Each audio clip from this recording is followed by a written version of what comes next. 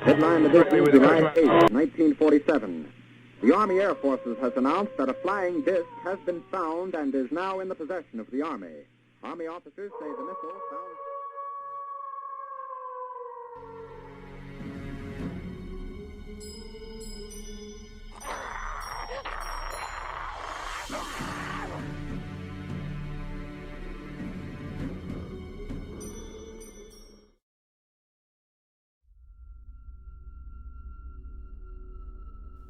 There are a number of incidents in the field of the paranormal that turned out to be more than just a few ghosts suddenly appearing in front of a frightened family, or a distant observation of an extraterrestrial craft.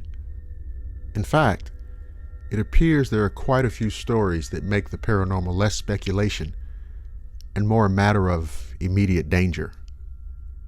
Such was the case with several of the Mothman sightings, the discovery of the goblins at Hopkinsville, Kentucky, and the mysterious and terrifying encounters two miners had on Mount St. Helens when a mysterious group of creatures began hurling boulders at their cabin. But what is it that generally turns the paranormal from simple fright to outright terror? The mystery only deepens as we look into the details of these cases. General, more dangerous encounters with the paranormal follow a distinct pattern within them. Usually they begin with a small group of people in a relatively isolated area, with all of them either at home or the area they've recently begun to call home. They generally spot something in the distance once before the attack takes place, and then once the attack begins, it can last several hours before the monsters eventually leave. In cases where the experiencers are armed, they generally begin attacking the monsters first. So is this a common thread they all share? Is it a bad idea to simply attack a mysterious creature you can't explain? From what these harrowing accounts suggest, yes. In the case of the Hopkinsville goblins, the Sutton family were terrified when they spotted a mysterious creature in the tall grass running toward their house.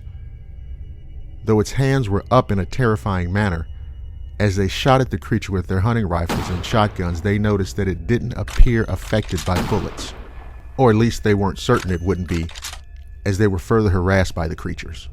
And though they didn't seem to have any real intention of attacking them outright, one of the creatures on the roof of the Hopkinsville house did reach down and grab the hair of the frightened witnesses. After the incident, experts were called in to investigate and discovered several bullet holes, and while they didn't find evidence of the goblins, they could confirm that something had happened. Is it possible the escalation itself could have somehow had an effect on the situation? We may never know what the residents at Hopkinsville saw that day, but we can be sure that whatever it was frightened them enough to attack it. And it's a fairly similar story in all three cases. Is it possible that somehow their perception altered the situation somehow so that eventually it became bigger than the original sighting had been?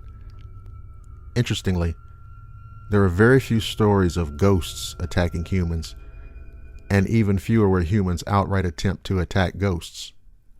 While we can't be sure that these disappearing beings living at the edge of perception were aliens, ghosts, or monsters, we can see that the intention to attack the unknown somehow transformed not only them, but the very beings they were watching.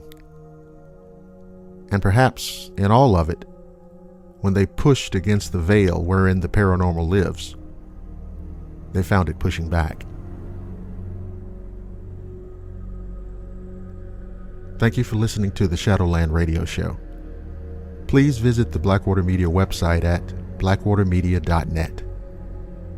I'm Dr. William Lester, and I promise to see each and every one of you again on the flip side.